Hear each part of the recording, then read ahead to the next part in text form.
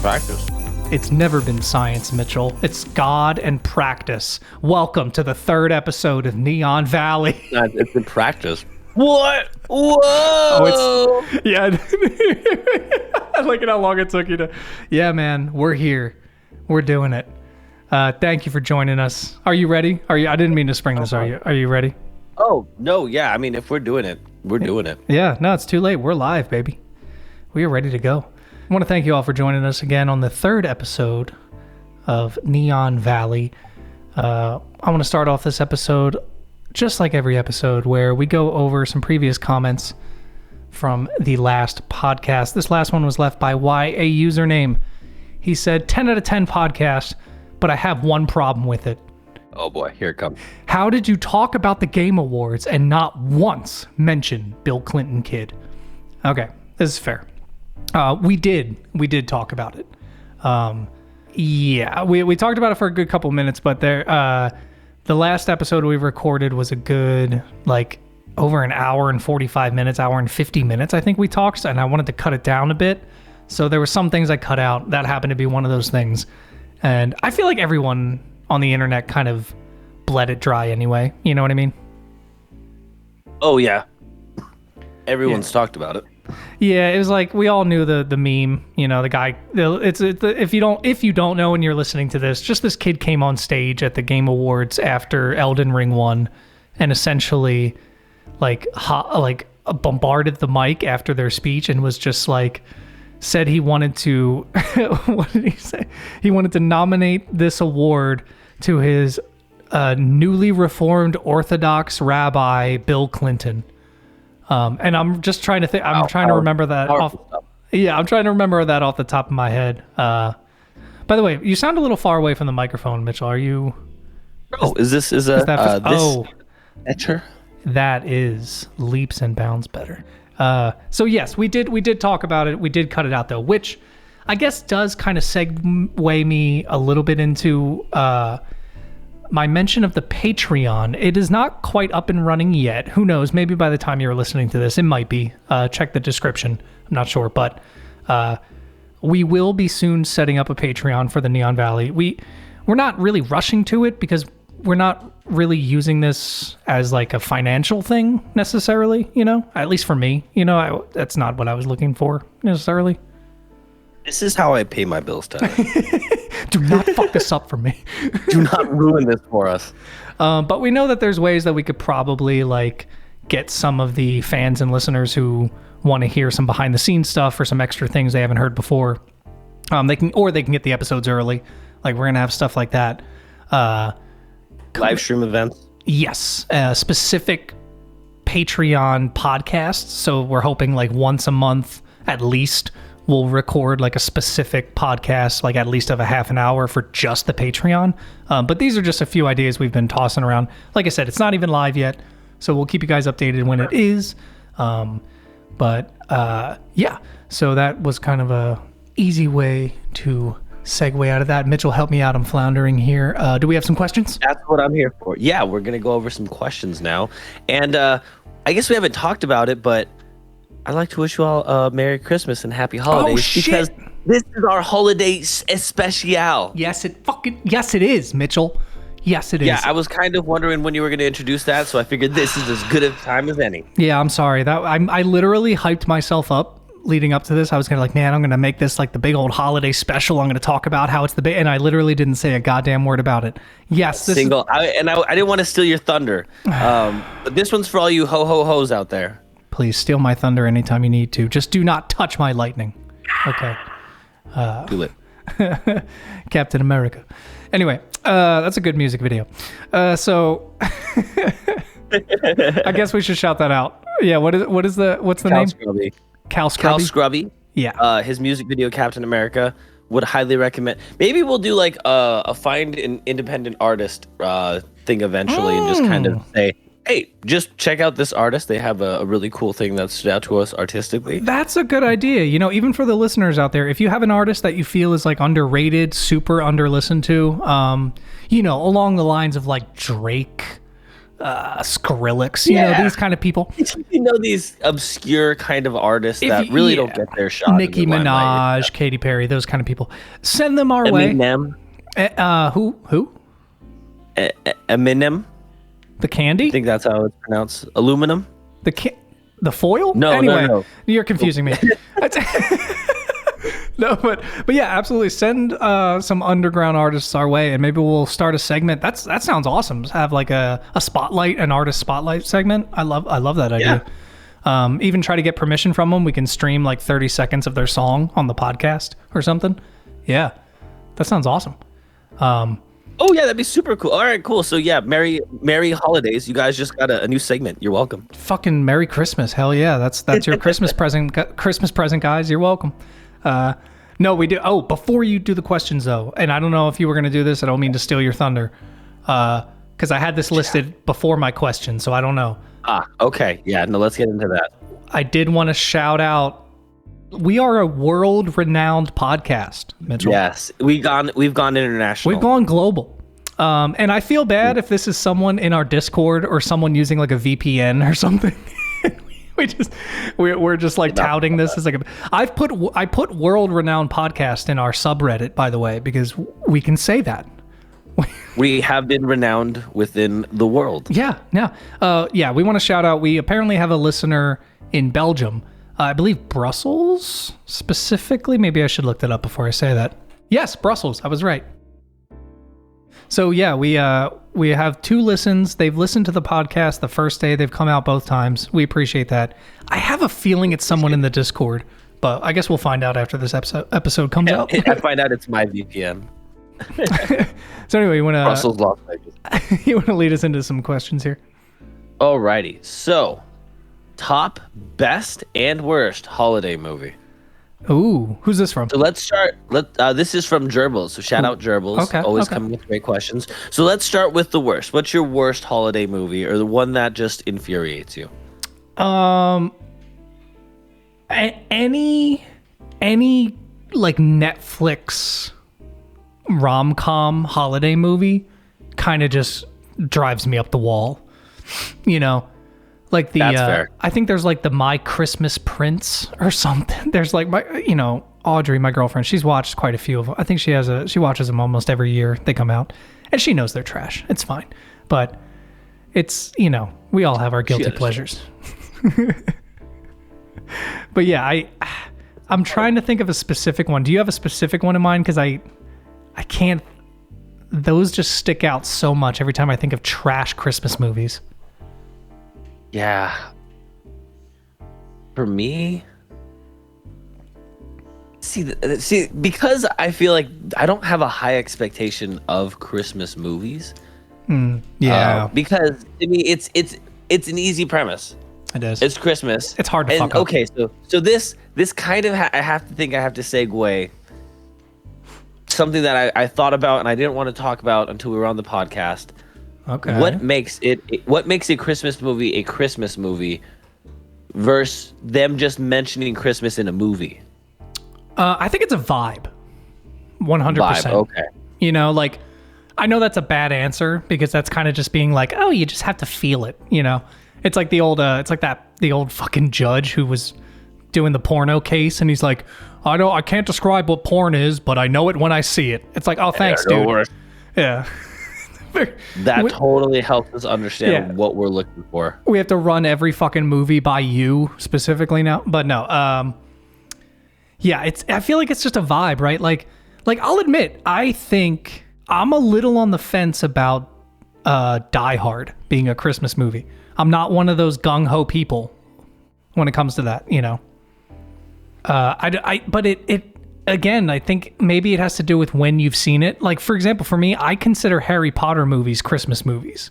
But I think it's only because they came out in December of every year or like late November or something like that. Yeah, because for me, Christmas happens, but okay, we won't go too much into it now. Gremlins, the entire thing is taking place during Christmas. Yeah, there's Christmas music. One day out of this whole year, we're celebrating the Christmas, whatever. So because of that, that's where I wouldn't consider the Harry Potter movies Christmas movies. Yeah, that's the thing. Is like I can understand that. Like I said, like I consider it that, but it's really a fucked up thing for me. Like I even consider like the Dead Rising, like the game series. I consider those Christmas games, even though they're not. All right, you're a little bit more loose with your interpretation, I'm gonna say. But I'm using my own personal. Because I know they're not actually. Like, I think Dead Rising 4 actually does take place only on Christmas. So there's my defense. But all the other games, I realized they don't.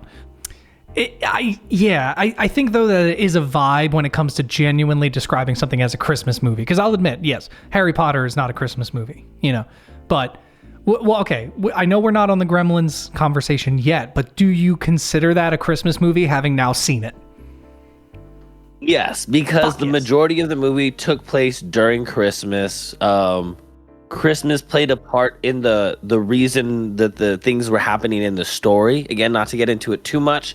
So there was enough impact from Christmas to make it a Christmas movie. Yes. We're still dancing around the question, though. What? Okay, but now we have a basis of when we say Christmas movie, these are the movies we're going to consider. Okay, yeah. And now that I have that information, I have absolutely no idea what I would say. Because best is easiest to answer, I think. So there's one that came to mind, but I don't know if it was just because I didn't care for it versus, I think this is a bad Christmas movie. I think it was on Cartoon Network. It was the Christmas. Grandma Got Ran Over by a Reindeer animated cartoon movie. I feel like I know what you're talking about, and it was bad. For some reason, I just remember watching it and being like, not a fan. I'm gonna say it. Not a fan. Oh, do you remember the? There's some people who don't think it's that bad, and it's not like awful, but the Jim Carrey Christmas Story. Oh, I don't think I saw that. Is it called?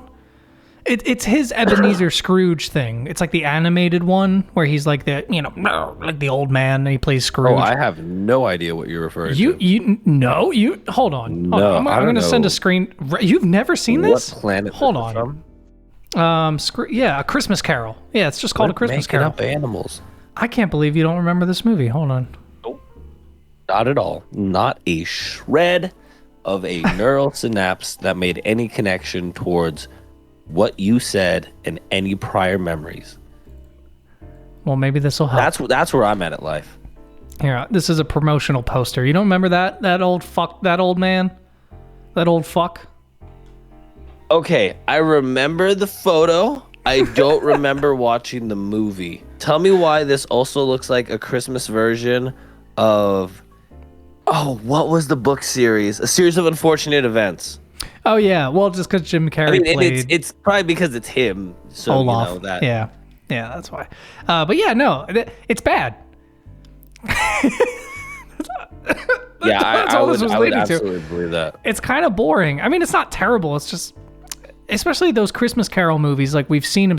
Because like if in the best category, for example, A Muppet's Christmas Carol is one of my favorite Christmas movies of all time.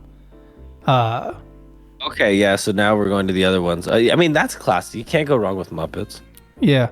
No, I watch that almost every year. And, okay. You know what? I'm going to make this hard for you because I have my answers for both worst and best, and I'm going to knock them out right here. You ready? Okay, yep. Best, Santa Claus, starring Tim Allen. First movie. The original? Oh, yeah, of course, the first movie. Worst, okay. The second and third movie. Santa Claus, starring Tim Allen.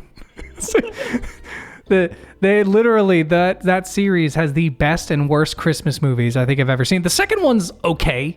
It's still kind of grounded, but the third one is so bad. I can't believe it. Okay, so I have a favorite. Okay. But I'm not gonna lie. Rewatching it, started asking some questions in it that I was like, well, this is kind of weird. But at the same time, I guess I really shouldn't for the movie. It is The Year Without a Christmas, the claymation. Year Without a Santa Claus? That's the one. Yes. Mm-hmm. Year Without a Santa Claus. Classic, dude. All those claymations are great. What about it made you question? Well, I mean, there was just certain things where... Well, okay. Mrs. Claus is talking about, oh, I sent Jingle and Jangle down. And he's like, oh, you sent them down? She's like, oh, I sent them with Vixen. And he's like, Vixen's a baby. Like, of all the reindeer she could have sent the 2 elves down on, she chose the baby. None of the adults, the ones that have made the trek, the ones that are experienced, can handle having the weight of 2 grown elves, whatever that might be. It's got to be the cutest one. Come on, Mitchell. And then, okay, and it gets taken by the dog napper. Okay. And when I say this guy must have been the most oblivious, I guess he's not a dog napper. He is the animal control equivalent. But the problem I had was all it had was socks over its antlers to make it look like a dog. And so Santa Claus is telling him, like, oh, it's a reindeer. He goes, a reindeer, eh? And then he just takes the socks off and he goes, well, I'll be a son of a bitch. Like, bro, they're Superman logic, man. Come on. It was the 30s or whatever. Give it a break. People were dumb. Came out in 1974. People were dumb. Listen, wait, it came out in 1974? Exactly. Hold on. We're going to do a Google fact check.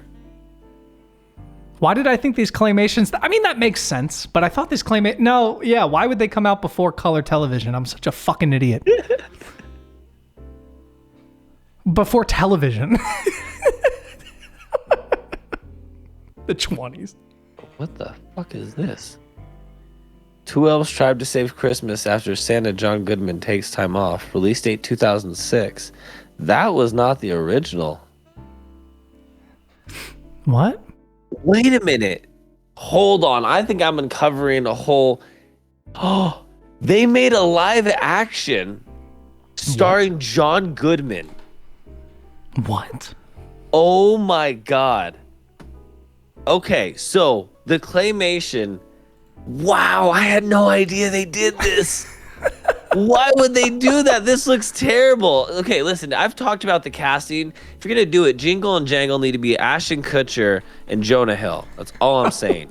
What? That's like the worst 2 options I could have. No, I'm kidding. Yeah, okay, so the stop motion came out in 1974. Oh, wow, okay, nailed it. They made a second, follow-up, I guess what you would call a sequel to it, an actual claymation sequel, I believe, in 2008, about the Miser Brothers.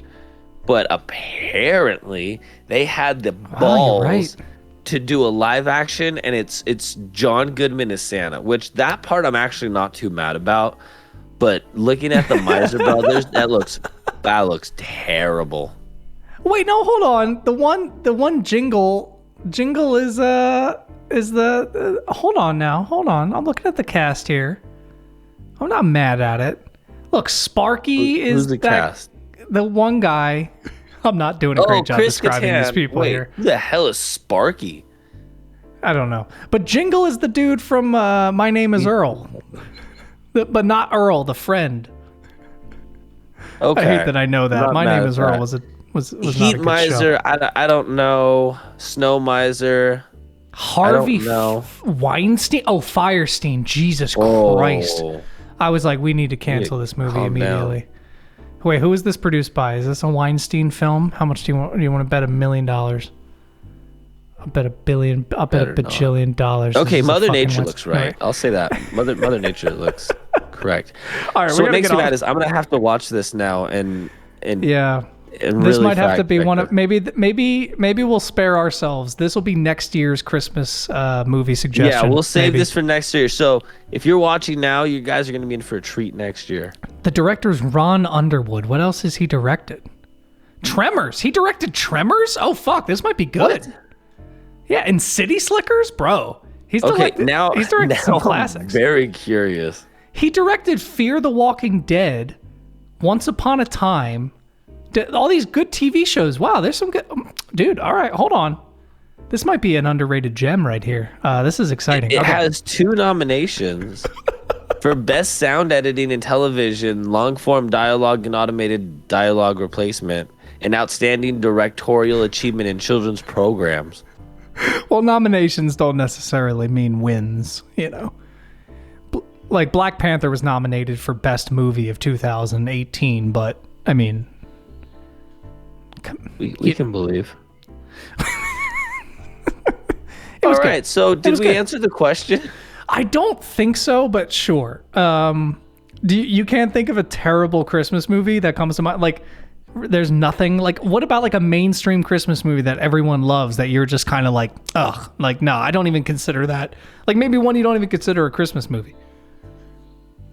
The thing is, I don't think I have one. Again, because I don't have like any bar where it's like, wow, Christmas movies are these masterpieces. To me, it's like, yeah, you're just trying to make something that you think the family would enjoy. So yeah, I'm gonna go with that grandmother got run over by a reindeer for whatever reason that I didn't like it as a child, and I will continue to assume that it was a bad movie because of that. I do realize this first question has probably taken up a good 10, 15 minutes, but I do need to make an honorable mention. Do you remember when me and you watched that horror anthology? It was called I think it was just called like Christmas Stories or like a Christmas horror. Yeah. That was good, wasn't it? Yeah, no, dude, it was really, and it all was wrapped around the story of like Krampus, and at the end, the beginning like tied into the first story at the end. Yeah, we thought they were all separate, but they all tied in together, and it was really good. It was well done. Yeah, someone in the comments, maybe if you try to find this, look it up. I'm not going to do it right now. I'm too lazy. But yeah, and like at the end, Krampus like fought Santa Claus. Like it was dope. Like it was this awesome. sick ass. No, it was. I was here for it. Yeah, that was cool. Honorable mention to that one. I have no idea what it is, and I'm not going to look it up. So anyway, on to the next question, Mitchell. Next question. Do you guys have any holiday traditions? All right. Still from Gerbils, right? Yep. These are all from Gerbils. Gotcha. Holiday traditions. Not so much nowadays. I did with my family growing up more, for sure. But as I've gotten older, family has moved from our current location. So, it used to be always going over our grandparents the morning of Christmas, which I mean is pretty standard for most families. But and having the dinner there and stuff, we would open one present Christmas Eve. That was like the big thing. We could always pick one present to open. And It's a Wonderful Life. Classic. Yes. Our family, and I still do it now, I will always watch that movie on Christmas Eve, the night before. And I think it always plays on like TBS or one of those channels. But I will always watch that movie the night before Christmas. And I'm sure there's some others, but I can't think of them right now. Oh, yeah. What about you? I have traditions from when I was a kid, and new traditions now. So growing up, and I'll say this, being Mexican, most of my family actually celebrates Christmas Eve night. And so the kind of tradition is you bring all your presents Christmas Eve. It was always like my grandmother's house on my mom's side. And we would do the present exchange that night. You wouldn't have maybe all your presents, but like honestly, like maybe 80% of them you would have and open that night. And it was super cool. It usually went on pretty late. But what my family did was we had a lot of creatives. So my one aunt would actually orchestrate and have us practice like maybe 2 or 3 different songs, classic, Rudolph the Red-Nosed Reindeer, level. And me and my cousin, and as well as my sisters, we would line up on the staircase. All the family would gather around, which is honestly funny because it's like 50 to 100 people depending on like how big the parties were. And then we would just sing for the whole family. And so immediately after that, we would be given bags of like oatmeal kind of seeds, like just stuff that reindeer eat. It was reindeer food, and it had tinsel in it, had like a shiny tinsel. And so we were taken outside. Oh, that can't be good for the reindeer. Oh no, they're magic. They're magic. They're magic. They're magic. They run on tinsel. So we would run out to the front yard. We would sprinkle it around. That way they would know which house to go to. So I was like, wow, all these houses that aren't doing it are stupid because they're never going to know where to land. I just knew we had our tinsel that identified us, so that way the rangers could find us. So that's amazing. After we would come back inside, and one of the older people in the family would be dressed up as Santa Claus. The interesting thing about the Santa Claus in my family is they all smell awfully familiar to tequila. It was interesting. Santa liked to party over at my house. So I was gonna say, I'm assuming the tequila of choice of one of your uncles or something, probably. No, it was Santa.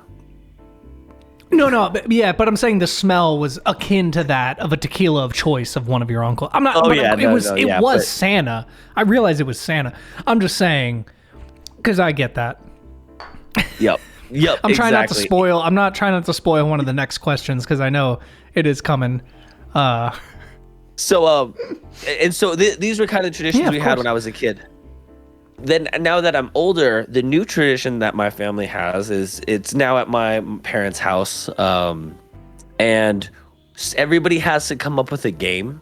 So everyone gets to play like a different kind of game. I'm trying to think of how to incorporate mine into a drinking game. We do a big dinner. We'll still do a majority of our presents. Oh, and the nice thing was we would go to my other grandparents' house when I was a kid on a Christmas morning and then open presents there as well as opening the presents from Santa on Christmas Day at our house. So a little bit spoiled. But like now we're doing a big party Christmas Eve with my family. We make games, then we'll play them, and then we do our present opening at the evening time. And yeah, it's a whole lot of fun. A lot of drinking. Nice. Yeah, I do. I will say that you did remind me of two traditions. One from my past that I did used to do with my family. And it wasn't anything major, but it was, we would all, like the night before on Christmas Eve, and this was when we were a lot younger. I had two older brothers. We would open our one present, we would watch the, why the fuck? It must not be a well-named movie. Christmas Story? No. See? A Wonderful Life. Thank you. It's a Wonderful Life. We'd watch It's a Wonderful Life. Yeah. We'd watch It's a Wonderful Life and go up to bed. But before we went to bed, my mom would have us look out the window and we would look for a Rudolph's nose. And the second we saw Rudolph's nose, we would have to go to bed. Like she'd be like, "Oh, there it is. Shut off the lights." And we would all go to bed. Yeah, and it was a really good trick because it's very exciting because when you see it, you're like, oh my God. And it's funny though, because I have more to say about this, but I'm going to leave it on kind of a cliffhanger because it leads into another question that we have, I believe. But before we answer another Gerbil's question, do you have any more traditions? Sorry, I do want to ask. Any more traditions? No, it's still, and even the traditions that I think I plan to create and have with my kids once I, have them, will be we open a majority of the presents on Christmas Eve, and then Christmas morning will be like the presents from Santa, and then a few extra presents as well. But no, I think that wraps it up nicely in a little Christmas bow. Yeah. No. Oh, you know what? I realized I only said one of the traditions. I said I had two more. You reminded me. Why are you holding out? Quit sandbagging. Yeah, I'm sorry. I didn't mean to do that. But I was just going to say that my second tradition is, weirdly enough, something I did kind of mention before, is playing Dead Rising. I do it almost every December. I re-download it, some version of it, either 1, 2, or 4. I don't really play 3 because 3 sucks. But before we answer one more Gerbil's question, or I'm not sure how many we have more, I do have one from Waya Username. Let's hop over to him real quick. He's got one that says, "Is All I Want for Christmas a good song?" He put "is a God song," but I think he meant good. God level song. Is it a God level song? How do you feel about this, Mitchell? The classic Christmas overplayed hit. All I Want. The thing is, there's one song that it actually aggravates me a little bit when I hear it, the lyrics specifically. In this song? No, it's not this song. And because of that, this song to me isn't bad because of how much disdain I have for Last Christmas by Wham. Oh my God. Why did I fucking know you were going to say that? What lyric is it? What is it? Okay, so just hear me out. Last Christmas I gave you my heart, but the very next day you gave it away. He's setting up for, hey, last Christmas, so a year ago. The thing that's happening right now that he's talking about happened a year ago. I gave you my heart. The next day you gave it away. So she's like, "Oh, I'm not into you." Whatever the case may be. Yeah. So now I'm it's keeping a up so year far. later. It's a year later, and he says, "This year to save me from tears, homie, it's December. There's, and if it's Christmas time, you have less than a week left in the year. So this year, maybe he's talking about next year. I don't know. He doesn't really specify. I'll give it to someone special. Why does she care, bro? She's gone. So your problem Who are with you the talking song to? is that he held on to this resentment. Is that he that it's been 12 months and he's like still thinking about this, and he's like, you know what? I'm finally gonna let this go and give it to someone special. Is that what you're saying? Yeah, it's like she doesn't care. She left you. I can't say I fully agree with your take, but I understand it. I see your angle. This dude does need to get over it. Me and Audrey actually have a game. I don't know where she got it from. I know she got it from, but it's called Whammas or something like that, where you're supposed to go all December without hearing Last Christmas. It's impossible. No, I'm doing it so far. She lost. She heard it at work one day at a work Christmas party. I have not heard it yet. I heard it, but I know I'm always gonna recognize it.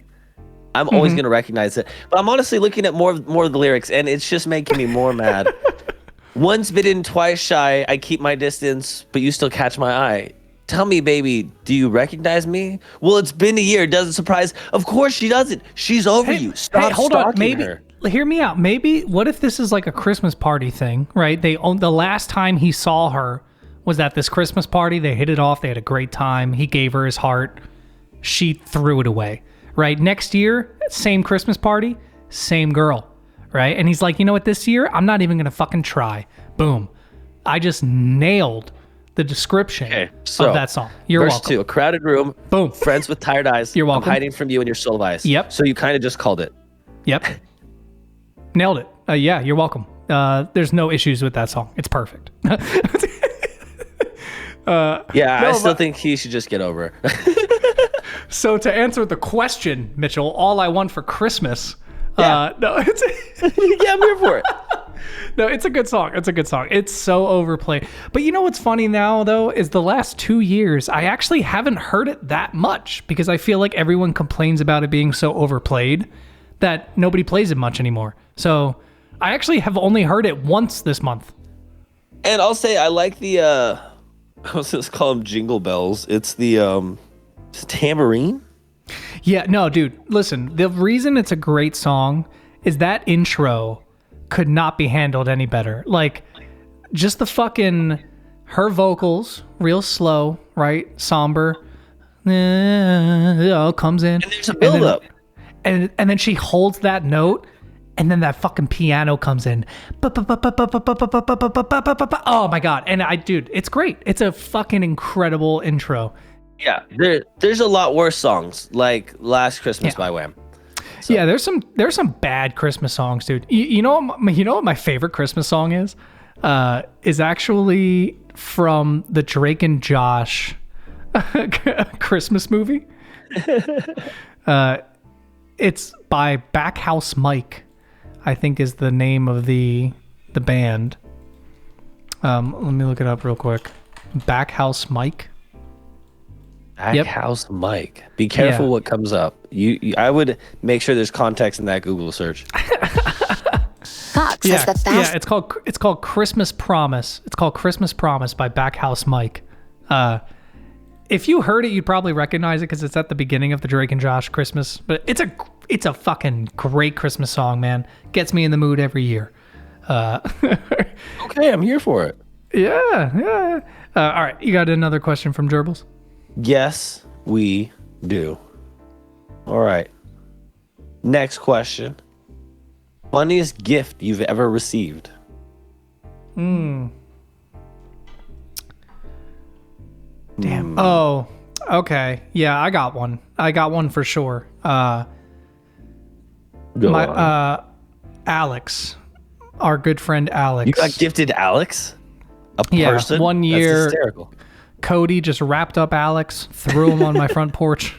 I don't know if you remember, but there was a few years in a row where Alex was just getting me Christmas gifts that were just absolute chaos. Like, I think he was doing it for everyone, but me specifically. Oh my God, I know exactly what you're talking about now, yeah. He would just buy me the most ridiculous fucking things. And I think he knows this just because it'll make me laugh. And Yep. he bought me this. He bought me a 2 DVD box set and a candle. And the box set of DVDs came with. I remember this one. It was 2 DVDs, but they were both those DVDs that have like 5 movies on them. And one of them was called Disorderly Conduct. And I don't know why I remember this so distinctly. I think I literally have them on my bookshelf behind me. One of them is called Disorderly Conduct, and they were described as 5 black drama thrillers. And it literally is 5 movies with all black casts, and they're all like dramas. I love it. Anyway, the second movie was a Jesus sing-along Yep, that's right. DVD for hymns in the Bible. Not hers, hymns. Hymns, yes. And I think that the candle to go with it was one of those Jesus candles that you're not really supposed to burn, you know? They're just, you know what I'm talking about. They're there to the ward Jesus off candles. evil. Yeah. I burned it. I didn't know the rules. Actually represents your soul.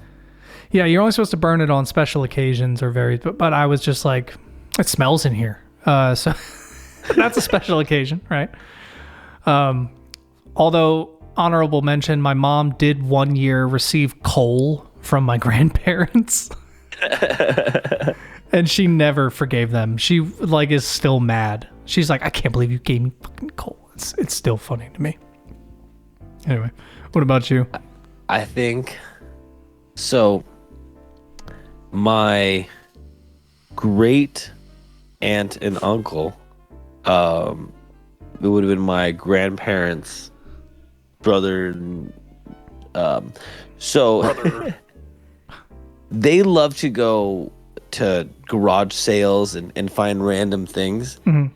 And they find a way to get a gift that relates to you, but on the farthest end of a spectrum that they could possibly find. Okay. So, for example, 1 year I got a t-shirt. It was Chucky, you know, the serial killer doll, but as like a rapper.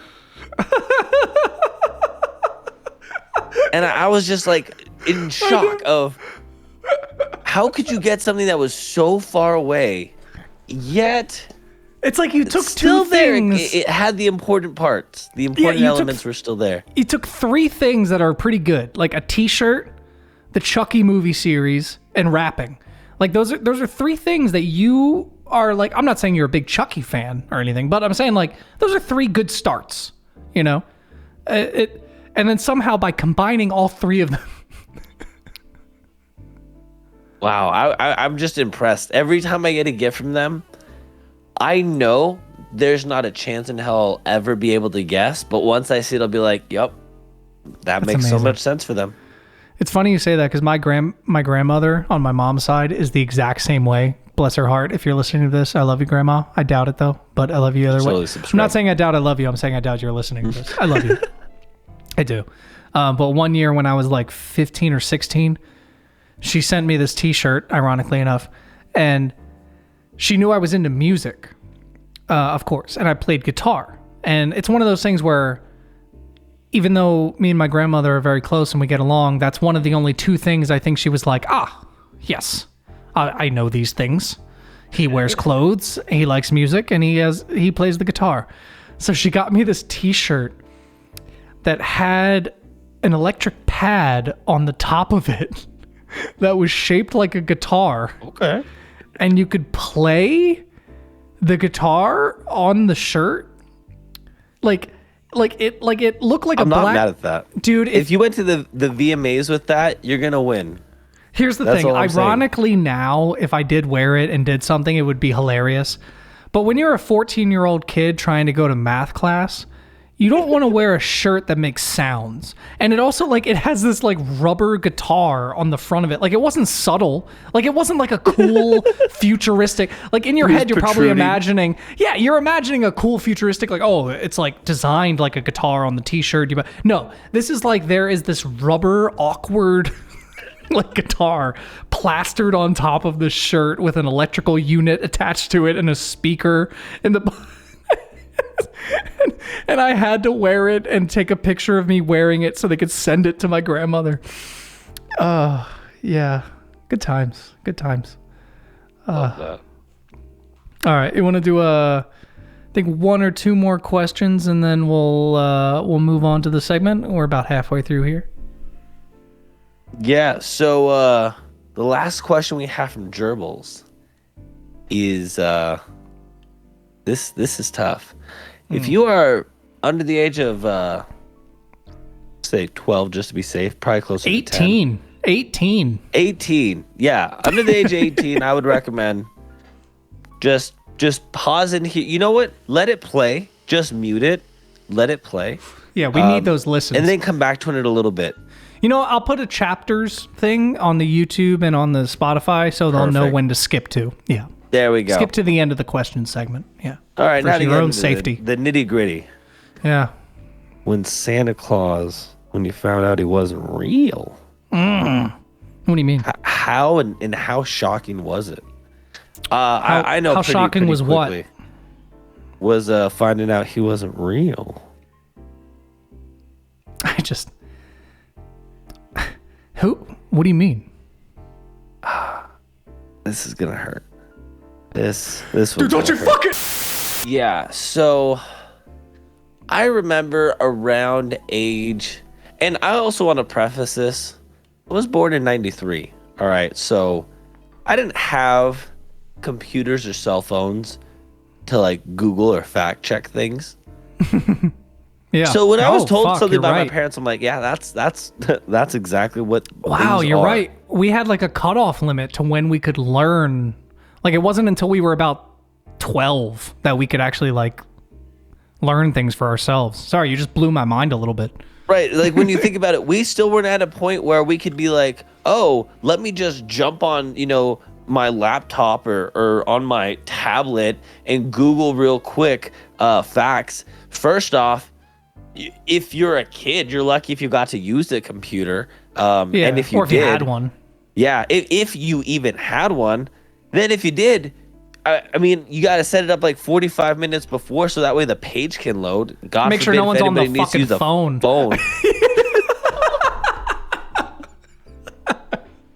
That's amazing. Oh, man.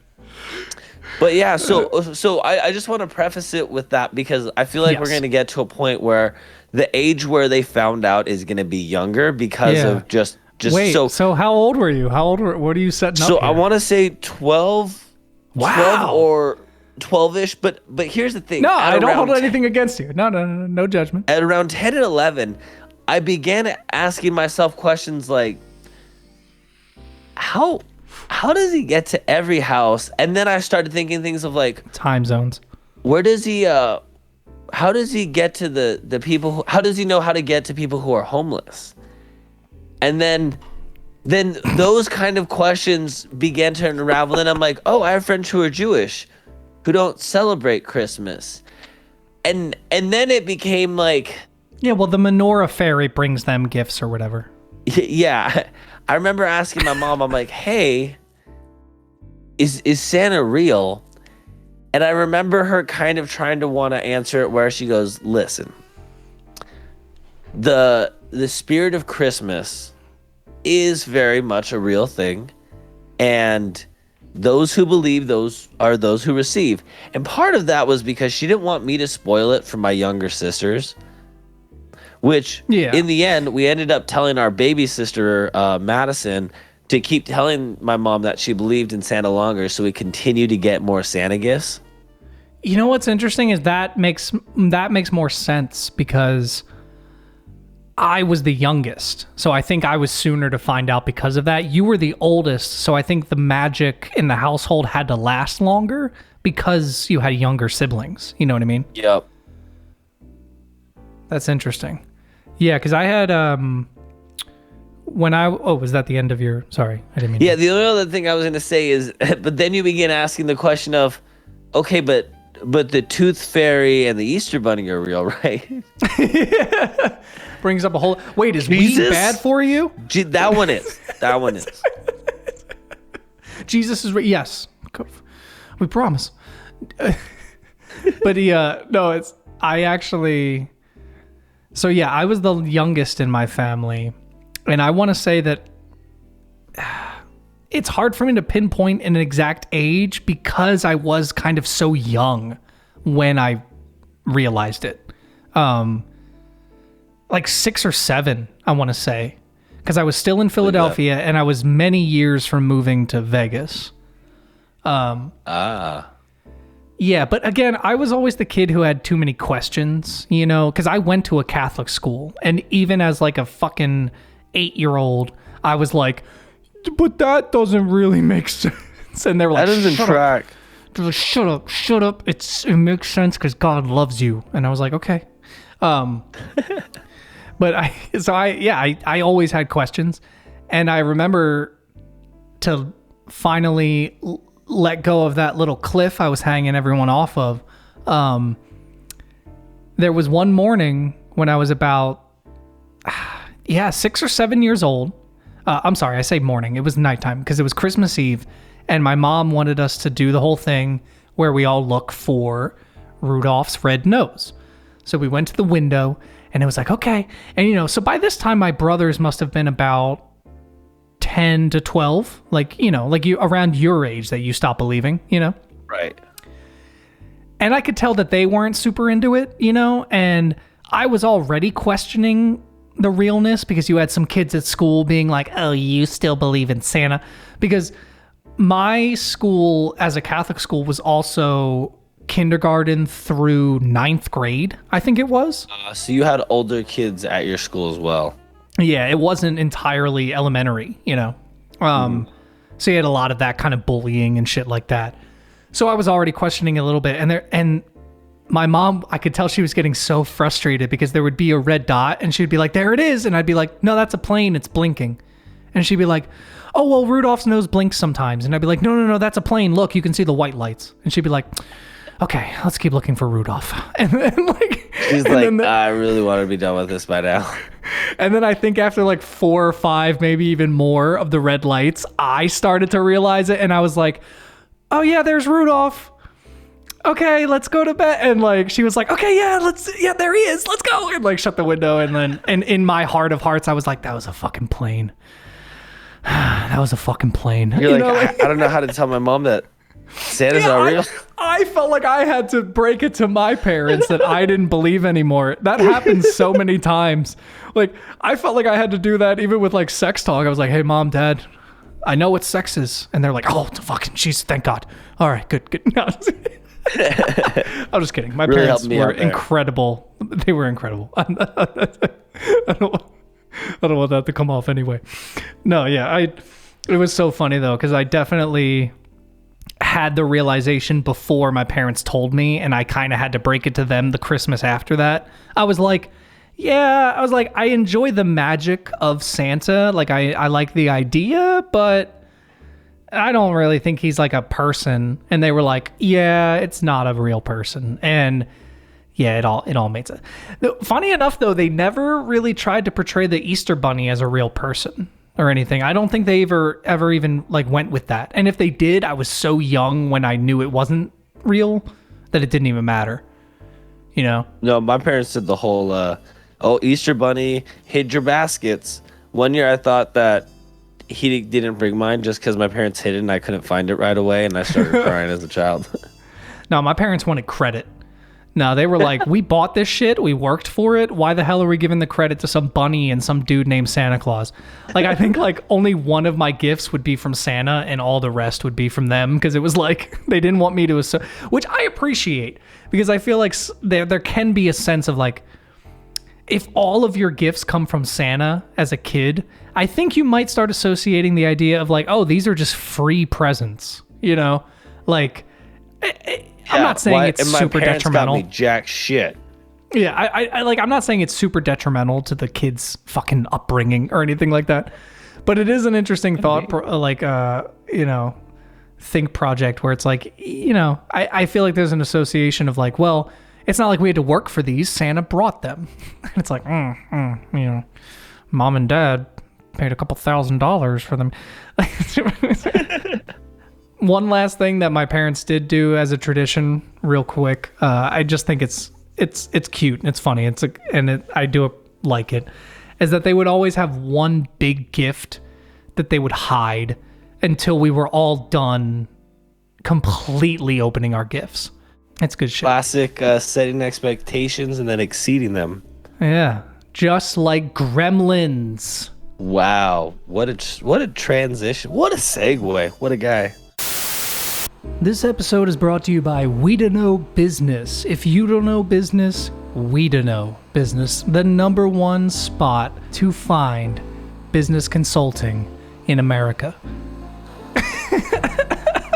We've always had people ask us, guys, how do you handle your business? Every time I'm in an elevator.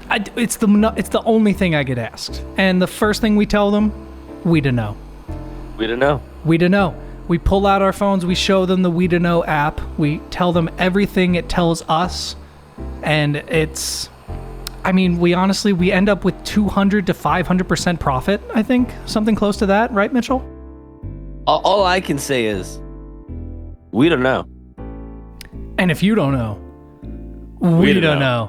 Sign up at wedaknow.com/Neon Valley Pod. That's wedaknow.com/Neon Valley Pod for 20% off your first month of business. You gotta get that sweet, sweet business. You gotta get that sweet business, baby.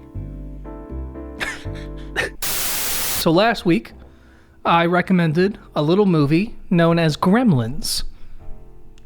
And we actually watched it together. We did. Good old Gremlins. Yeah, this is I'm not sure how many times we'll be able to do this. I would hopefully like to make it a thing, but I'm not sure how many times we'll actually be able to watch them together, Right. But it was a fun experience. The hardest part was not talking about it while we were watching it. Yeah, not getting too in depth. But I was writing notes down specifically for this. Yeah, my phone died, so I wasn't able to take as much notes as I would have liked, but I do got them up here. We had a fun old time, had a few drinks. So what did you think, Mitchell? Okay. So here's we're gonna go over my thoughts, and then I'll do my final rating. Of course. Oh no, of course. I like to think that I guess we never really talked about the flow of our review thing. I like us to kind of like talk about our thoughts, go through the synopsis of the movie a little bit, like what happened, and then end it with our final thoughts. Yep. So take it away. Perfect. So also spoilers because I'm going to go over the whole thing. So going into it, I was super interested because I knew what a gremlin was. I knew the kind of rule of don't feed it after midnight, but I had never seen the movie, so I didn't know what to expect. And I'm not gonna lie, I almost got I think it was called Small Soldiers kind of vibes from the movie. Okay. Hey, that's a pretty good comparison. Gave me nightmares for a long time as a child, I'm not gonna lie. The one with the Gorgonites? Was that what they called them? Yeah, they're little toys, action figures that came to life and were kind of aggressive. So from there, my first note was worst salesman ever. He went in to sell and spent $200 from somebody who didn't want to sell, and then ethically he bought it off the child. Yeah, so the movie literally starts with this salesman buying ethically is in quotes the titled gremlin, which, by the way, I guess that's one of those things. Did you know that they were called Mogwais, that they're not even called gremlins before going into this movie? I did not know that going into it, and I didn't realize, and I wasn't even sure if it was just the movie thing, that a gremlin being something. Like, I wasn't sure if the movie made that. Oh, yeah, or no. That was already a thing.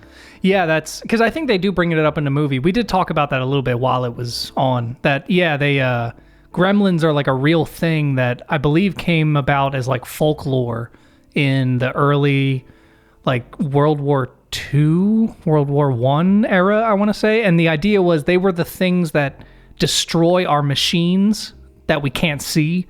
So it's like when your car just breaks down, that was a gremlin, because they couldn't really explain it back then. They didn't know like what was causing things. So they were like, oh, it must be these little monsters that get into our machines. So that's where the gremlin name comes from. That's a good transition into my next note here. My next note reads, vehicle/harvester nationalist agenda. Okay. Oh, okay. Hold on. Before we move away from this first intro scene, I do need to point out, because I do have notes for this intro scene with the salesman. Oh, as yes, well. I need to hear your notes. I started it off saying way more racist than I remember. Yeah, off the bat, I was like, whoa. Because I forgot that the setup for the Mogwai and the gremlin is that it's just basically Eastern mysticism. Yep. The magic of the Orient. We don't know much about the Chinese. Maybe they have this weird creature that you don't put in water and don't feed after. Like it's almost racist. I say almost. It is racist. But I think the movie does that intentionally. And maybe we'll get a little more into that, especially with the topic you're about to bring up, like you said, where I think the movie is trying to display the ignorance of America more than it is trying to be like, wow, aren't Chinese people weird? Because that's almost how it comes off in the first scene. You're like, oh, fuck, where's this going? Now, the only problem that I really have with it is you have Mr. Patriot that is super, the foreigners, as he quotes multiple times in the movie. Yeah, the neighbor. The problem I have is he's kind of validated, even if they say at the end, oh, you weren't ready for this responsibility. They're still saying that they're responsible for bringing this over to the United States. I guess I kind of see. Yeah, I understand what you're saying, because you're referring to the neighbor who is kind of like the stereotypical gung-ho patriot, screw those foreigners, get off my lawn kind of guy. Yeah. Which literally he says his only character trait is being like, this foreign item sucks. That's every scene he's in, he's like, foreign fucking cars, foreign TVs, fucking we should have got a Zenith, which made me spit my drink because I used to have a Zenith. that was hysterical. And they're the worst fucking TVs in the world. But so the fact that there ended up being gremlins and they actually ended up causing problems and things, and they were brought over. But the gremlins only happened because of the ignorance of Americans. They would have just been kept safely in this guy's cage, yes, but doing whatever he had to do with it, because we don't know what he was going to. He may have been shipping it to this. This was just a stopping point for this Mogwai. We don't know what the hell was going on. So I think the lesson is that I mean, lesson is a strong word, but I think, yeah, if there is a moral or lesson in there somewhere, it's that we shouldn't treat, other cultures as if they're like something to mess around with, oh, fuck, I don't know. Because again, our main character isn't necessarily an ignorant American. He's actually a very considerate person. Yep. Yep. they set that up pretty early on. Like, he cares for his dog. He loves his family. Well, he has a crush on the... He's kind of ignorant to situations happening around him. Yeah, but everyone is, and we can... Okay, so yeah, and I'll save that, because that's another one of my points that we'll get to. Yeah, we can get into that. So we have that the foreigner guy. He's not foreigner, but he complains about foreigners. That's his thing. Yeah, so, but they everything is set up very nicely, though, where it's all... Everything has a purpose, and everything has a follow-through, and... it's just standard for a Spielberg film. And I guess apparently Spielberg didn't write this. I was looking into it later. He just like produced it and brought it to the film. Yeah, and I think they always say, like, what does it say? Brought to you by Spielberg. You know, so it's not he didn't necessarily direct and write it, but you know, he was there. Yeah. Everything has like a setup and a follow through. Like, his car doesn't start at the beginning, breaks down, has an issue, you know, and that's what instigates the guy in his snowplow, which is such a fucking like ridiculous setup. But for some reason, you just don't question it, especially with his fucking character, because he just comes out and he's like, that's a fucking foreign piece of shit. You should have got this American-made snowplow. That thing hasn't broken down on me in 3 years. What the hell? This is like, what? But it just works. Like, for some reason, you're like, I guess so. And then, so he's late for work, our main character. He works at a bank. So he has to get there and all that shit. You know, we have our intro. But yeah, then that leads us to a really awkward scene with the other neighbor, Mrs. Deagle. Deagle, yeah. Yeah. Which, I'm sorry, I'm swinging if you speak to me about my dog like that. That's the thing in this, again, like we said, there's underacting in this film where... He was like, you don't want to know what I'm going to do? What are you going to do? Yeah, like, what are you going to do? I'm going to slit your dog's fucking throat. She's going to clearly threaten and say something that's going to upset you. Why are you asking this stupid question? Well, here's the thing is, like, I don't even blame him. How could she have such a fucking intense response? Because if someone said, you know what I'm going to do? I would probably be like, what are you going to do? Because I would not expect them to be like, I'm going to fucking hang your dog. And I'm going to make sure the entire neighborhood sees his skin peel from his butt. It's like, holy shit. Like, she gets so intense. What was the rating on this movie? A PG. But you know what's so funny is apparently I found out this movie and I think Indiana Jones, actually. This and Indiana were the reason that they made PG-13. I can't understand that. Because after these movies came out, they were like, oh, these are a little too dark for PG audiences. Because they only used to have G, PG, and R. I see. Not enough tits for it to be R. Exactly. No tits, sadly enough. It's disappointing. Anyway, and that scene was weird enough with her being like overly aggressive towards the dog, knocking over her snowman or whatever. Yeah, they really, really overemphasized how angry she... But what was even... And it makes sense for where the movie goes because they want to set her up as the red herring for the possible villain. Because you're not supposed to know that these Mogwais can do this type of... You know what I mean? Like, right. If you're an 80s kid going into this movie not knowing anything about it other than the trailers, you're supposed to think that this woman could be the reason that her dog is tied up. Or his dog gets tied up and like all this stuff. You know what I mean? But what's so funny about that scene is even though she's so aggressive, there's this one part where she looks over and this guy is like, yeah, that ought to do the trick.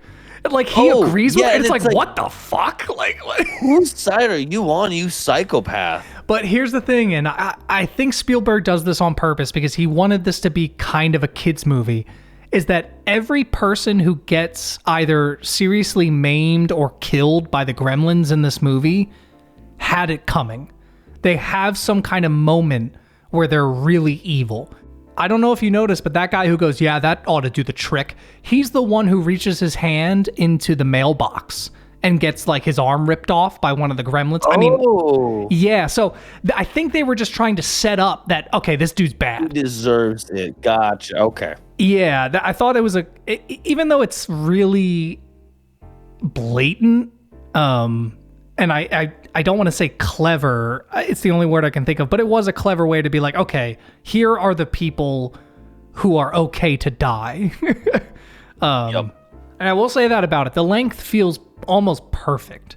This movie is paced to perfection. Like tomato paste. It's because even though nowadays every fucking movie has to be over 2 hours, so an hour and a half movie, 40-minute movie feels quick no matter what. This felt even quicker, and not in a bad way. It was just like you're constantly on the ride with the movie, you know? Yep, they kept you interested and wanting to know what is about to happen next. What's your next notes? Do you have one? The next notes is you hear an animal in a box and you shake it aggressively. Oh, yeah. So when the dad brings home the animal, the mogwai, which again sets up another interesting I didn't notice this before, but the sword falling off of the wall. Yes. It happens 3 times because I pointed it out to you because it falls off when he comes home. Billy comes home the first time. He puts it back up on the wall. It falls off again when the dad is off screen and he puts it back up. And I think you even said like the asshole kid didn't even put it up. Yeah. But I was like, no, he did. I was like, I noticed. I was like, no, he did put it up. It fell off again. And then I don't know if you noticed, but I think like his friend comes over. Oh, fuck, why can't I remember now? Oh, no, it was the kid dropping off the delivery. Yeah, the kid drops off the delivery, and off screen you hear a tink, tink, tink, like when the door shuts. And again, you're supposed to know the sword fell. And it sets it up so perfectly because later in the movie, Billy uses the sword against the Gremlins, you know, and if he just randomly used a sword in the movie, you would be like, what the fuck are you doing? Or even if the swords were on the wall, but they never fell off, they never interacted with them, and he still used it, you'd be like, where the fuck did that sword come from? Yeah, like, or not even just that, but you probably wouldn't even notice the swords on the wall. They're just part of the set decoration. Right, because they haven't stood out unless you go back and specifically look for that detail. Exactly.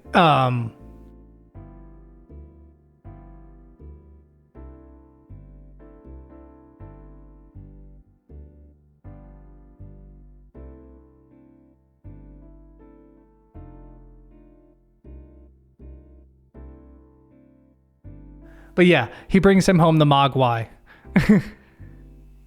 Yeah, and yeah, the first thing he does is shake. He literally says, "Is it a bird?" And then he asks, "Is it an animal?" So it's not like, okay, maybe he didn't hear it. He heard the noise. No, yeah, he doesn't even ask. Yeah, he says, I think if I'm remembering correctly, he asks, "Is it a bird cage?" Which, I mean, you could be saying like, "Is it just the cage?" But he obviously meant like, is it a bird? Like, is it a bird cage? And then he shakes You heard, like, I was just awestruck. It's amazing. And I do have to say, I think you even have this in your notes, right? Where this is when I started to think, why would these people not be questioning how weird this fucking animal is? The most clueless town of people is one of my notes. But even in situations in general, things would happen and people would be like, "Oh, wow, this is a situation." Anyways, I wonder what I should make for dinner. No, we'll get to that. And I again, maybe that's supposed to be the clueless nature of like children's films, because you know how in children's films, or not even children's, but kind of kids movies, adults are always just kind of clueless. Like that's always like the motif is like, oh, kids know what's up, like the younger people know what's up, and the adults are always clueless. You know, like that's, I don't know if that's what they were going for. Maybe that's the excuse I'll give. But not even just that, but yeah, specifically with the animal, if you were to bring that to me nowadays, the first fucking thing I'm doing is Googling mogwai. You know what I mean? I'm gonna be like, what the fuck is that? And that's when I had the realization. I was like, oh, but this movie was made in 1984.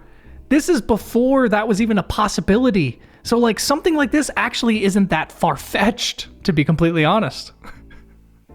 Okay, except for the part where the science teacher's like, I'm going to run some tests.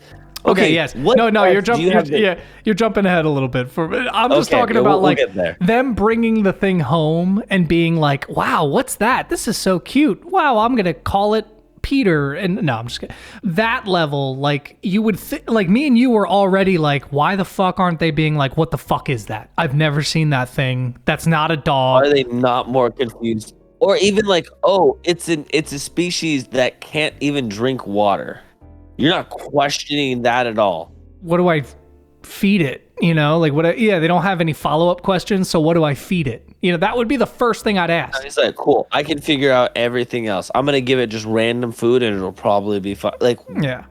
To his credit, though, the dad did take those rules very seriously, and it felt like he wasn't going to at first. But also,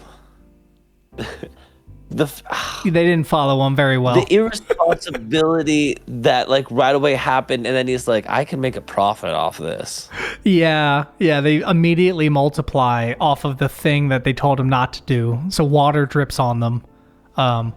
Which, by the way, Corey Feldman was in this movie, which you and your wife didn't respond at all when I mentioned that. I was looking at you guys like...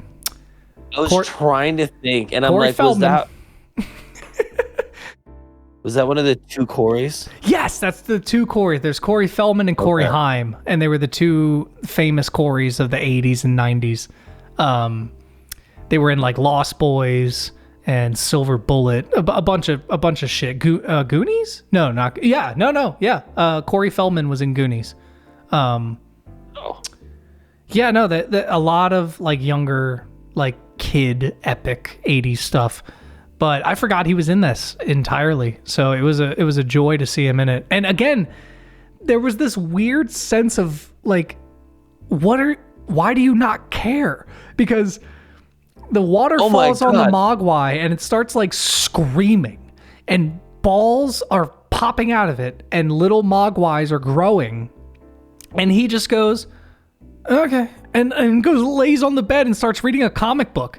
And Billy's like, this is kind of crazy, right? And he's like, yeah, it's fucking crazy. Like, he's what? also not trying to do anything about Gizmo screaming. He's more interested, like, oh, I wonder what's going to happen with these. Like, bro, Gizmo's screaming. Yeah, I kind of forgive that because I think it would be so weird watching things growing life from nothing that you'd be like, what the fuck is going on? But it's just the fact that they're not really doing anything, and the little kid just starts reading comic books on the bed like this happens every day. Like that was weird. Like just another Tuesday. But again, it was kind of funny. Like it makes you laugh. Like I don't know if that was the intention, but this does feel like a comedy above all, you know. Even though it has some really terrifying imagery as well, that would stick with me as a kid. Absolutely. Yeah, I think I would have had similar nightmares that I did to Small Soldiers to Gremlins if I was a child watching this. Yes. All right. Let's go down your notes list a little bit more. What else do you have? My next note is time machine. I really wish they brought that back somehow, or showed a time machine earlier in the movie. So that way, when that one disappeared, you're like, oh shit, that's what that was. So, okay, yeah. So there's a scene in the movie where the dad goes to an inventors convention, and while he's on the phone with the other part of the family, in the background you see this machine and the guy's like pedaling on it. And I think I literally said to you, I was like, oh, I think that's like a time machine from another movie. And it cuts to Billy talking on the phone, and then it cuts back to the dad at the inventors convention, and the time machine is gone, and there's people like looking around, and there's like smoke over the spot. It was genius. It's one of the funniest fucking background jokes I've seen in a long time, and they brought no attention to it.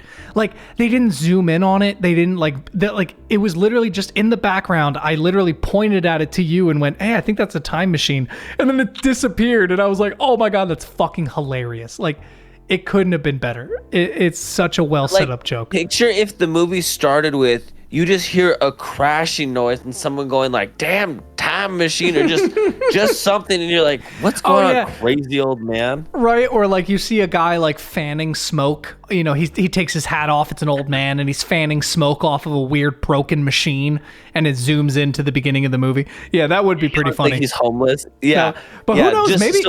Maybe it is in there somewhere. Now that I think about it, I did watch it again, but I didn't look for that. Maybe it's in like the city center at the beginning when they're playing the Christmas song and everything. Yes, man, that would have been perfect. Yeah, that is hilarious. That is, which again, Spielberg was Back to the Future, so you know, it's also could be a reference to that a little. You know, maybe that's what it's from. I think it might be from the third Back to the Future movie. Anyway.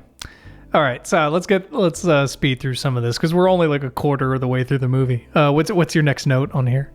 Well, okay, so my next note was the one of the most clueless town of people. Okay, yeah. So there was the scene that really solidified it for me that I was like, these people have no idea what the fuck is going on. Not even that I don't even want to say they don't have any idea what the fuck is going on. They don't care what the fuck. It's like they're all on Valium. Like imagine an entire city or town on Valium, and that's how this felt. Is they're just like, yeah, okay, because the pods. It was the scene when they finally ate after midnight, which is beautifully set up. Billy looks at the clock. It's about 45 minutes before midnight. He's like, I could feed you guys. And of course, me and you, we looked at each other. We're like, oh, the clock is probably broken, right? Or it's frozen or something. Yeah, something has to be off with the clock. They set it back, whatever the case. Yeah, so he feeds them. He wakes up the next morning. The clock is still on 45 minutes before midnight. So he fed them at like 1 a.m. or something. Who knows? And there are all these like grotesque like really disgusting, really awesome looking. First of all, like all the practical effects in this are so good. Oh my gosh, yeah. Like hats off to that team. Like they literally, it almost makes you forget how like good practical effects can look because there's so much CGI in movies now that you see stuff like this and you're like, wow, that looks real. And you're like, oh yeah, because it is real. Yep.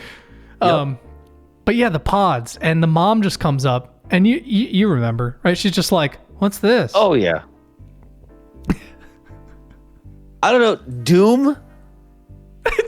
Death? Destruction? I don't know. And they both just kind of like, I don't know. I thought I fed them before midnight. And she's like, did you get them wet? I don't know. This is weird. But it's destroyed. Like the floor is like icky. It's like sticky and gross. Like if my mom. Tell me Wait, go ahead. I was gonna say you can't tell me you wouldn't see that and go, this is going to be a problem. Yeah, no, seriously. Like, if my mom came upstairs and saw that, she'd be like, what the fuck is going on? Get this shit out of my house right now and tell me what's happening. Like, it would not be like, oh, what's happening? What's going on? The weird thing with your dad? Oh. Forget to do your laundry. Like, yeah. Well, make sure to sweep it. No, there's so much. It isn't until there's entire destruction in the town that you start seeing people, like... Even then, there's still moments where I'm like, what is happening? Yeah, like the police, which I guess they were drunk, is supposed to be the implication. And apparently they're the only 2 police officers in this entire town, by the way. At least on Christmas. Oh, wow. I don't know if you noticed that, but they were the only 2. But yeah, there was like at the one scene, like about 3/4 of the way in or whatever, where the police are watching the Gremlins destroy the city and everything's happening. This is when the police step in. There's something, and literally they're like, "Oh, we should go back to the station and wait for this to all blow over." It's like, what? Like, that is not how disaster works. No, after literally Billy is in the fucking station, like, hey, there's these fucking Gremlins and they're gonna destroy everything. And then he shows them Gizmo, and they're like, what's going on? I don't know. I don't know what it could possibly be. Oh, this is really weird. Go check. Yeah. This is really strange. Okay, so I'm also most confused about don't give them water or anything to drink. Don't get them wet. But they can drink alcohol. Yeah. Is there a chemistry expert that can answer that part for me? There was that incredible scene where they're in the bar and there's like a million 80s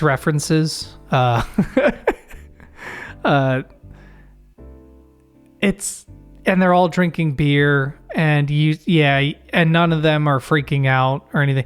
There is a few times they get wet in general.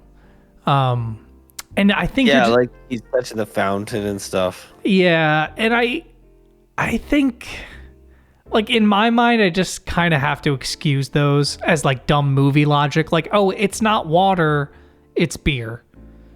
Even though we know that beer is filtered with water, like, you know what I mean? Like, it's not, we know that there's water in all of these drinks. Yeah, there's still contents of water within it. Yeah. And like you said, I think near the very beginning, actually, the dog licks the mogwai, which is a cute fucking scene. Like, I don't even think they meant for that to happen. The dog just did it, and they were probably like, oh, we got to keep that in the movie. But it ruins the logic of the movie because clearly he just got it wet.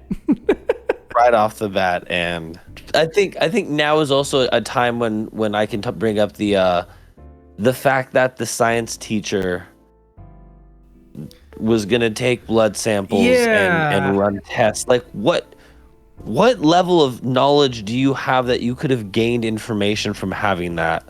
Yeah, the science teacher thing was a little bit weird because it did kind of feel like, why do you have access to all of this stuff? But okay, I don't know what the because remember, in the 80s, they used to literally have Bunsen burners on their desks in the 80s. Like, what access? Maybe they had more access to shit. I don't know, man.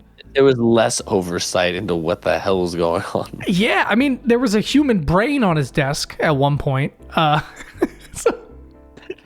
Which I also wonder if it was just like a model. It might have been because I noticed there was other like body parts, and I was like, okay, that could make sense, but it almost looked like they were trying to make it look like a real human brain. Yeah, like he's a real scientist. Like it was a very, not to discredit teachers as not real scientists, or you know what I mean. I'm just saying, like, they were trying to make him seem like, which again, they already kind of had that in where.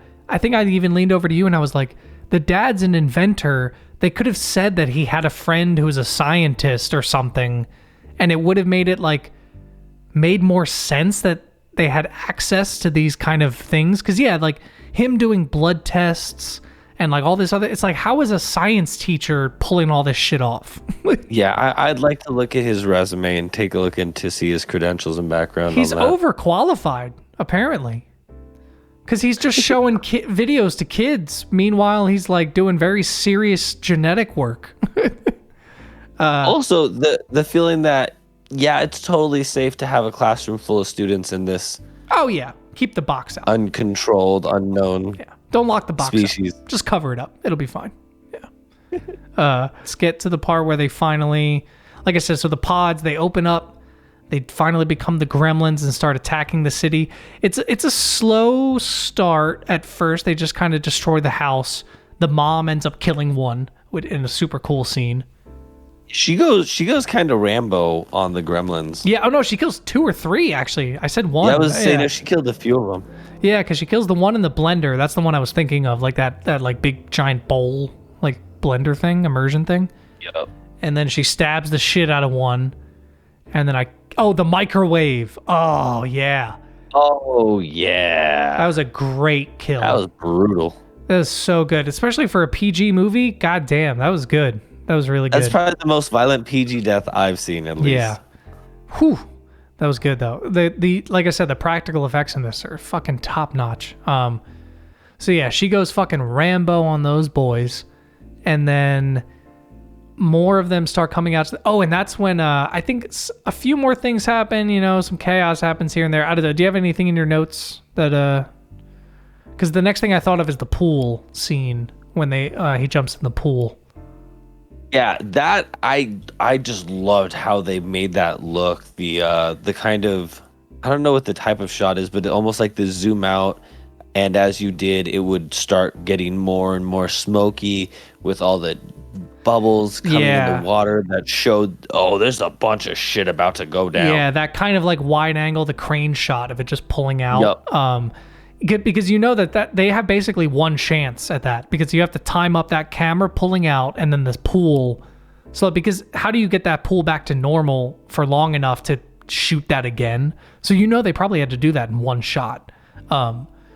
And yeah, it's so fun. I don't know what they did. They must have like dry ice. I'm assuming dry ice and green lights, you know? Was getting like released at certain increments of time.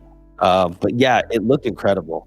Yeah, like as the camera's pulling back, maybe they have people on the sides dropping the ice into it, you know, off camera. Yeah. Because it just kept getting more intense and the fog is just getting thicker and thicker. Like it was such a sick effect. Like again, that you almost forget, like this isn't CGI. None of this. Like, I don't know, maybe they added some like smoke as a visual because they could kind of do that with 80s visual effects. But even then, I don't think they did. I think it was all in camera. It looked good. I'll say that. It looked good. Yeah. Even the stop motion stuff with some of the gremlins, because I want to say the Mogwais, they all felt like puppets, but then the gremlins felt more like stop motion, like claymation. Yeah, no, I agree. Which also I think added to they're trying to give it a creepy kind of movement feeling. Yeah, like that eeriness. No, it definitely worked. Yeah, there was a great sense of scale for the movie too, because like I think it did a really good job at making you feel like the whole town really did get destroyed by these creatures, you know? Even though they only showed like one or two streets, technically, if you think about it, there was a scale to it that made you feel like, yeah, wow, this whole place was destroyed by these fucking things. Yep. Yeah, absolutely. Yeah, it was really good. I don't know, let's start wrapping up here. Do you have a couple more notes? Yeah, the next part was okay. So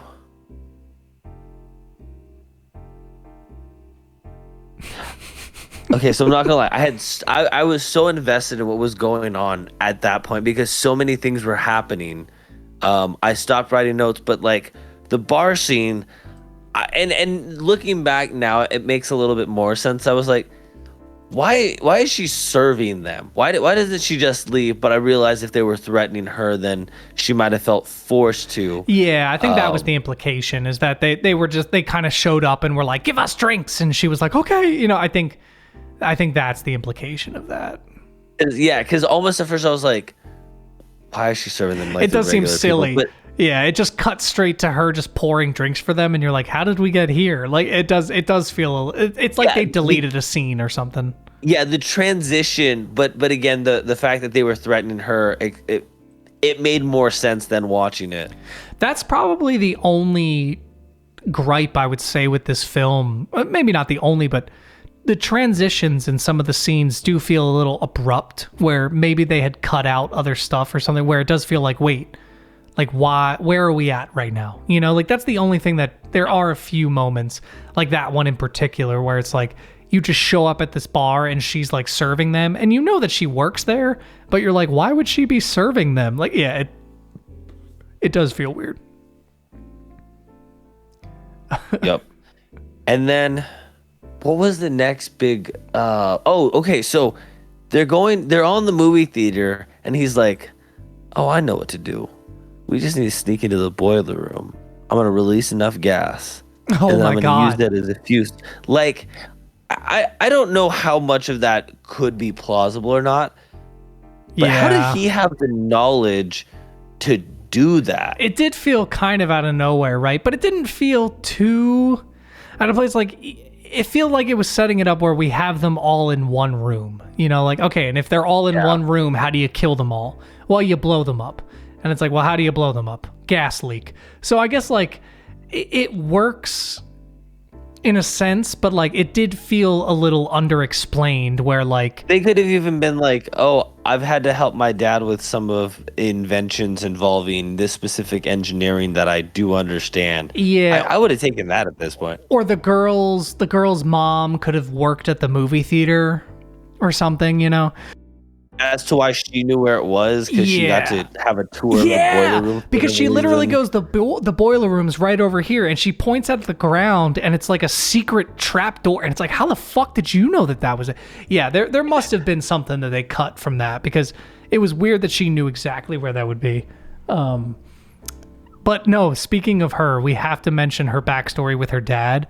How there's this random scene that bomb what the hell was that, man? She out of nowhere, she's just like, yeah, so the reason I hate Christmas is because my dad fucking died in our chimney pretending to be Santa, and we didn't find his body until 5 days later when we smelled the corpse. And it's like, what the fuck? That's why I don't like Christmas. And that's why I don't believe in Santa. Makes a joke, dude. Yeah. And I was like, but I don't think it was a joke though. I think it was like so I did find something online about that scene that said apparently this movie was supposed to be way more of a horror movie when it was written, and it slowly got turned into more of like a Goonies style kids film. Like, even though it's not necessarily made for children, it's way more adult. It still has that air, like that kind of air to it, you know? That was not the case for the original script. And apparently this scene is one of the few scenes that made it through that was like in the original horror movie. So like, that's why it feels, and I was even like, that's a genuinely creepy story. Like it's like a creepypasta. Yeah, it feels like an online creepypasta. Like, oh, my dad disappeared on Christmas Day. We thought he ran away and all ditched us all. But then we started smelling something weird in the chimney. Next thing you know, they find a dead body in the fucking chimney holding Christmas presents dressed as Santa. And it's her dad. Like, that's a genuinely creepy fucking story. But in this movie, with everything happening around it, I was laughing so hard. I literally stood up and had to walk away because I was laughing so hard. Yeah, that was the part where I was like, I don't know what I missed, but what the hell just happened? Yeah, that was amazing. And then they cut away, and it never comes back up. Nope. And then pretty soon after that, that's when Mrs. Deagle dies. And I love it how she has this scene where she literally is like, she sees them coming up, and she goes, "They've come for me." I knew that, like, she knew this would happen. This exact thing. Oh, I knew that these fucking tiny gremlins were coming to get me. I saw it in the prophecy. Like, her reaction is so fucking funny to this. Like, I knew this was coming. Yeah. She was flying out of the window. That was a wild ride. It was great. And I like it how even with this movie, you were kind of like, weren't sure if she was dead. You were like, nah, she's not dead. Like, this movie's too goofy. And then they're like, nah, she's dead. No, she's dead. She dead. She a bad person. She dead. Yeah, but yeah, so it all kind of ends with basically them being like, white people bad. You learn your lesson. I apparently I haven't learned the lesson either. I apologize. Did you have any final notes written on there? I want to kind of wrap this up. I actually need to be getting to bed here soon. So I'm going to go ahead and give it a rating. As a Christmas movie and being something that I could see, like, again, like you being like, oh, you know, I watch this with the family every year is kind of like a thing. Okay, I'll put it at like a 7. You know, it was enjoyable. It had a plot. There was interesting things that made me think. And I like what they did with it. If I was just watching this as a standalone movie, I would probably give it closer to, I guess maybe still like a 5.5 or 6, just because. But I think it's the dated part. I think that's what it is for like a 2022, like, because I didn't watch this as a kid. So as an adult watching it, like, again, like as soon as when he was like foreigners right out the bat, I was like, Jesus. Yeah, but again, like I mean, I do feel the datedness. Like I said, I think for me it was the big like Eastern, the Oriental mysticism, because I'm starting to notice that so much in the 90s movies where it's like they really used like the magic of the Chinese, the magic of the Korean, the magic of the Vietnamese, like this Eastern, like, oh, we don't know much about this culture, so it's always magic. It's very weird, and it's a little racist, and I don't like that. The guy being racist, though, in the movie, like that didn't rub me the wrong way too much, because that was clearly his character. Like, he had a Nixon poster movie plot on the wall. You know what I mean? On the wall. Yeah. I swear to God that was an accident. I'm tired. I swear to God. But But I even said to you, I felt like someone in the 80s would probably think he was too on the nose, but now we're just kind of like, oh, he's a racist. Because I feel like that's the equivalent of having someone in a movie now who's like a really big Trump supporter who's like, oh, well, we need to get that wall built. Get that wall built. You know, like that. If you had someone in a movie just like that, I feel like it would literally be the same character archetype, but for modern 40 years later. Like, am I wrong? You know what I mean? Yeah. Okay. So yeah, that is our review. And I didn't get my rating. So. Yeah. I got your rating. I don't hold as much of the datedness against it as a film. Excuse me. There is some parts of it that do not hold up, obviously. But off of pure enjoyment, I might still give it like a 6 or 7 out of 10. But for me personally, like I'm gonna give it an 8. So that like I'm gonna give it a B, maybe even like a B plus, because I really, really love the practical effects. I love the pacing. Everything moves so quickly.